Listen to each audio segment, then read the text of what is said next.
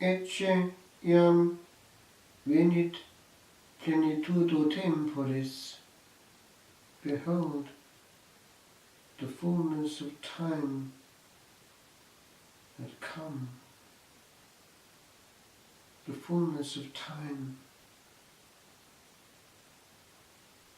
Christmas invites us to enter in and recall moments of past grace at Christmas. They are punctuation marks in the sentence of life, these annual events.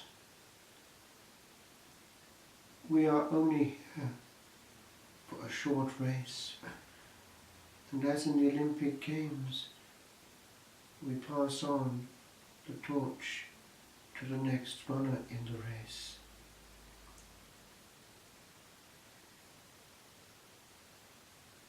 With regard to the use of the day, the reading today actually indirectly reminds us of its importance. Why? It is sung throughout the church. The rising of the sun, Oriens ex alto. We celebrate the dawn with the Benedictus at morning prayer. Indeed, it can be also used solemnly with incense on a day like this. When in a monastic context it is accompanied by the physical rising of the sun peeping in through the east window, the same, ever the same as in ages past, it reminds us that we are but an ant on the map of eternity, and yet we will be evermore, somewhere, once brought into being. They have gone on, those who chanted these words before us, into the light, we hope. A monastery in its walls protects from contamination, from the demons of noise and quarrelling, from the demons of distraction and draining, from the demons of discord and impurity. It is an oasis in a noisy cosmos, and the monastic day is safe because it is under the control of the one who gave time and wants it to be ordered. Things out of order cause disorder also in the soul. We were not meant to give much energy to things which have no value. On this day, it was the birth into glory of Saint Charbel. He died on Christmas Eve. He was celebrating Holy Mass, for which he lived. He couldn't go on. And then he tried again, having had a small respite, and still the second time he couldn't go on and died. He went from the contact with the real presence to the real presence unveiled. In the eremitic life, the intensity of the encounter is something else, very different from the happy-clappy that will be heard and applauded on this time in many, many parishes.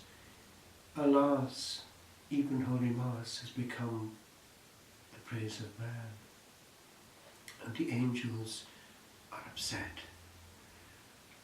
At the elevation in an eremitic Mass, one almost hears the beautiful sound of angels singing and sees their little smiles. It has been captured on tape. Before dying, Padre Grua knew one day that something was going to happen, and he celebrated Mass in Sicily, and they started to hear the sound of the angels at the consecration. It got louder and louder. The music ministry had to be quiet, for everyone could hear it. They were just amazed. They gave the tape to the University of Palermo for analysis, and the report came back that the sounds produced here cannot be produced by human means, and it was not of any explicable origin, and therefore it was true.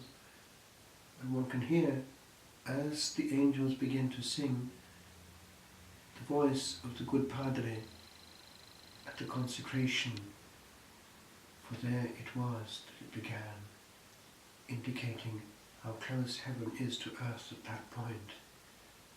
And is it surprising? Holy Mass is fully Christmas.